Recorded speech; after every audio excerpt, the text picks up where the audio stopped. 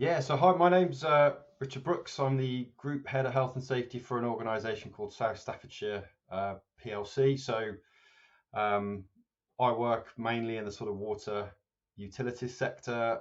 My background, I've spent some time in aviation, some time in telecoms, retail.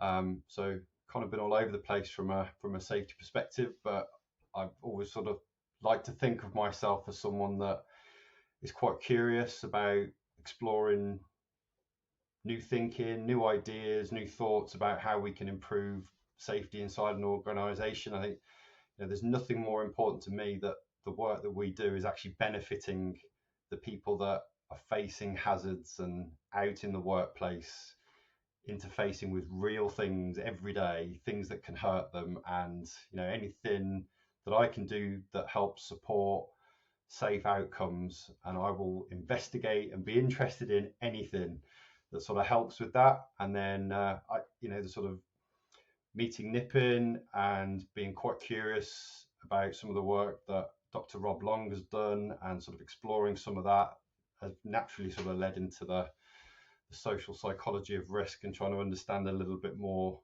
about that. I do deeply believe that actually safety should be is should be a caring profession, and that's where its ethical basis should come from. So as a result of that, I was really curious to sort of attend the course with Nippin, learn little bit more, and I think my sort of experiences with some of the people that were in the room with Nippin himself, and learning about the IQ model, and really, for me, I could certainly recognize the workplace, headspace, group space piece as a potential element to help us listen more, to be sort of more exploratory and get ourselves away from just the physical things that surround the workplace. It's so easy to do that. I think that's safety's comfort zone. But I think we need to try and remember that human beings are an essential aspect of what we do. They are the core of what we do. If work has meaning for so many people because it contains people, and if safety is not in that caring space, then what is the point? So I think that IQ tool was really helped me to, I think I need to get much better at it, but I think I've done hundreds of investigations through my career. The comfort is the workplace physical things.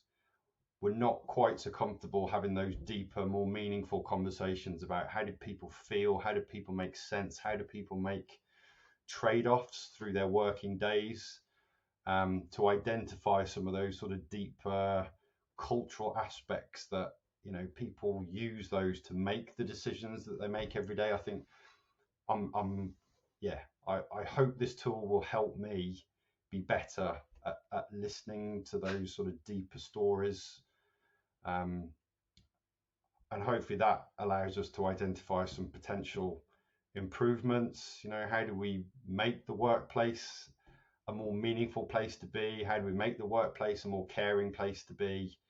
And I guess for me, it's almost, if we're not bringing a humanity-driven conversation into the workspace, and we're just delivering the products or services that organization does, we're missing something. There's an opportunity for the workplace to be meaningful, purposeful, and to enrich people's lives. That's a bit idealistic potentially, but I sort of see this as a potential to help with that.